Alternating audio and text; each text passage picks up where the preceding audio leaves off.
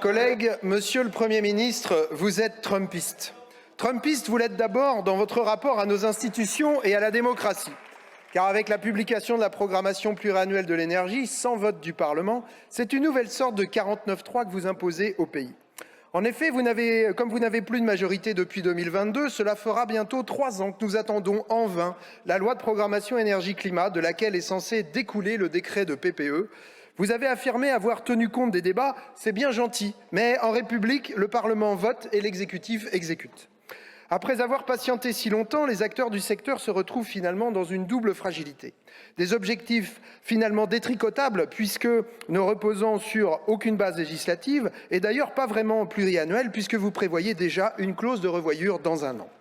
Et ne nous accusez pas de faire prendre du retard au pays, d'abord parce que c'est vous qui gouvernez depuis 9 ans, ensuite parce que nous ne vous avons pas attendu. Mon collègue Matthias Tavel, par exemple, a déposé 2 propositions de loi l'an dernier, l'une sur l'éolien en mer pour permettre de lancer de nouveaux appels d'offres malgré votre incurie, l'autre sur les barrages hydroélectriques, leur conférant le statut protecteur de quasi-régie pour assurer la reprise des investissements. Venons-en au fond. Vous allez nous ressasser vos éléments de langage en carton en prétendant ne pas opposer les technologies, mais c'est pourtant exactement ce que vous faites, encouragés par des réseaux de droite et d'extrême droite très organisés qui arrivent jusqu'à Matignon et Bercy précisément pour défendre l'atome contre les renouvelables. Trumpiste, vous l'êtes sur le nucléaire où votre rapport au réel confine à la post-vérité. Sur le nucléaire existant, vous fixez des objectifs de production qu'EDF elle-même n'ose pas promettre. Premier mensonge. Quant au nouveau nucléaire, vous dites avoir lancé le plan Mesmer 2, soit l'équivalent de ce qui s'est fait sous l'impulsion du général de Gaulle. Alors, on a bien compris que le président Macron souhaitait enfiler un costume beaucoup trop grand pour lui, mais il va falloir qu'il s'y fasse. Il ne restera dans l'histoire que comme le président des riches et même des ultra-riches, le plus détesté de la Ve République et celui qui aura le plus fait monter l'extrême droite depuis la Libération. En janvier 2025, la Cour des comptes a publié un rapport sur le fiasco du réacteur de type EPR. Pas seulement celui de Flamanville, qui aura coûté 6 fois plus cher que prévu et accusé 12 ans de retard, qui doit déjà changer plusieurs pièces majeures en termes de sûreté et dont la Cour des comptes qualifie la rentabilité de médiocre. Le retour d'expérience de l'EPR est le même partout, retard et surcoût systématiques pour les 3 autres seulement en fonctionnement dans le monde. Quant à la paire de réacteurs qu'EDF construit en ce moment à Hinkley Point au Royaume-Uni, la facture s'élèvera au moins 55 milliards d'euros, avec une mise en service déjà retardée de 5 ans, contribuant largement à creuser la dette de l'opérateur historique. Un bilan tellement mauvais que la Cour des comptes a recommandé de décaler la décision finale d'investissement dans le petit frère de l'EPR, l'EPR 2. En effet, il ne faut pas s'attendre à beaucoup mieux et le soi-disant chantier du siècle pourrait bien finir en fiasco du siècle. Car si vous disiez la vérité, monsieur le Premier ministre, vous avoueriez aux Français que les plans de l'EPR 2 ne sont toujours pas prêts, ce qui explique sans doute que le devis officiel a déjà augmenté de 40% en 4 ans. Le journal Alternative économique a même calculé un coût total de 250 milliards d'euros pour seulement 6 de ces bouilloires atomiques, une facture abyssale supportée par les contribuables et par les consommateurs à travers le très mauvais mécanisme de versement nucléaire universel. Si vous disiez la vérité, monsieur le Premier ministre, vous pourriez ajouter que la cause précise de la corrosion sous contrainte qui a mis en carafe près de la moitié du parc en 2022 n'est toujours pas identifiée et que rien ne permet de promettre que cette crise ne reviendra pas.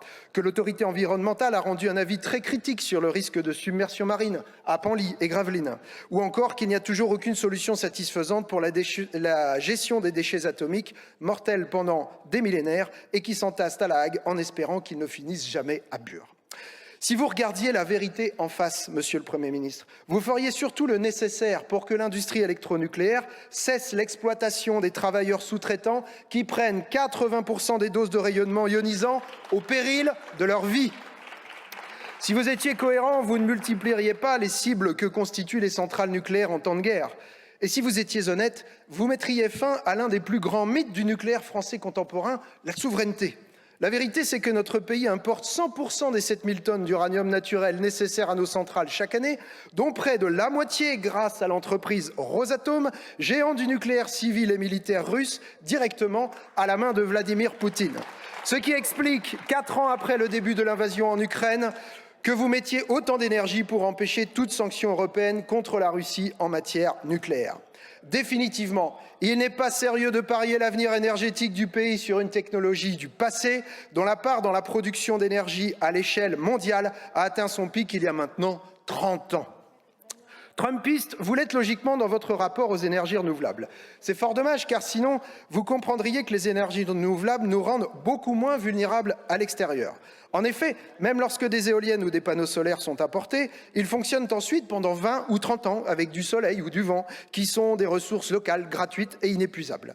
Vous auriez peut-être été moins sensible aussi aux fake news du Rassemblement national sur les soi-disant 300 milliards que coûteraient les énergies renouvelables.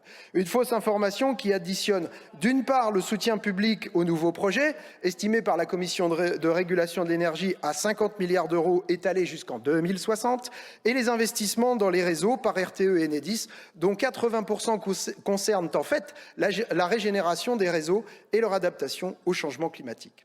À l'inverse, vous auriez peut-être été sensible au fait que les renouvelables ont rapporté l'an dernier plus de 2 milliards d'euros aux collectivités territoriales.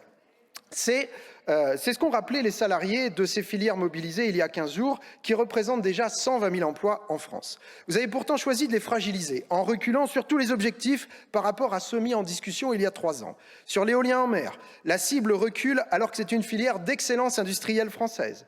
Sur l'éolien terrestre, l'objectif diminue alors que cette technologie qui produit plus en hiver est particulièrement bien adapté aux besoins en chauffage et très complémentaire du photovoltaïque qui produit plus l'été.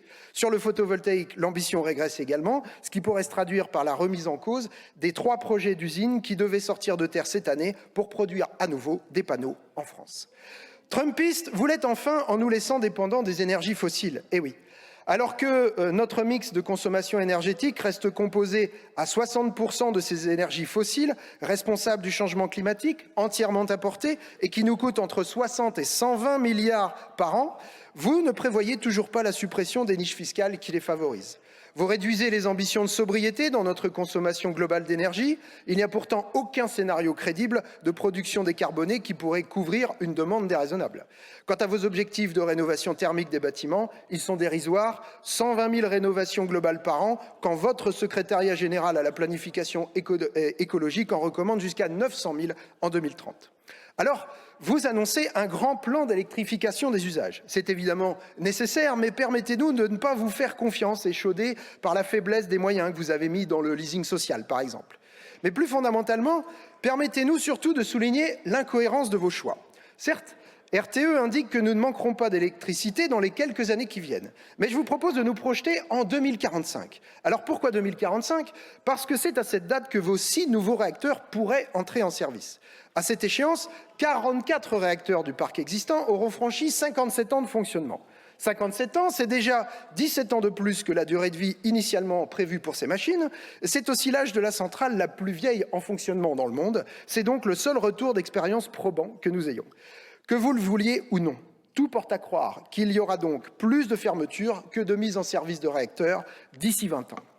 Si nous n'avons pas anticipé dès maintenant la jonction en termes de sobriété, d'efficacité et de renouvelables, l'équation va devenir intenable. Elle le sera d'autant plus que le président Macron a décidé de planter partout des centres de données qui capteront à terme une part très importante de l'électricité produite. Dans ces conditions, on voit mal comment le pays pourra réaliser l'électrification des usages et de l'industrie. En revanche, on voit bien comment les factures pourraient exploser. Mais Trumpiste, vous l'êtes en fait, quel que soit le sujet. Quand vous laissez nommer votre ministre Amélie de Montchalin à la tête de la Cour des comptes pour juger d'un budget de malheur qu'elle a imposé avec vous par 49.3, quand vous demandez la démission de Francesca Albanese, la rapporteure spéciale des Nations Unies sur les territoires palestiniens occupés, en vous appuyant sur une vidéo trafiquée pour continuer de soutenir le gouvernement génocidaire de M. Netanyahou, ou quand vous repeignez les antifascistes en fascistes, laissant défiler ces derniers dans nos rues pour justifier d'interdire les réunions publiques de la gauche qui ne vous soutient pas. Monsieur le Premier ministre, vous êtes minoritaire dans le pays car la France n'est pas trumpiste. Ni Le Pen, ni Macron, nous vous battrons dans les urnes pour une politique au service du peuple et de ses besoins. Merci, monsieur le député.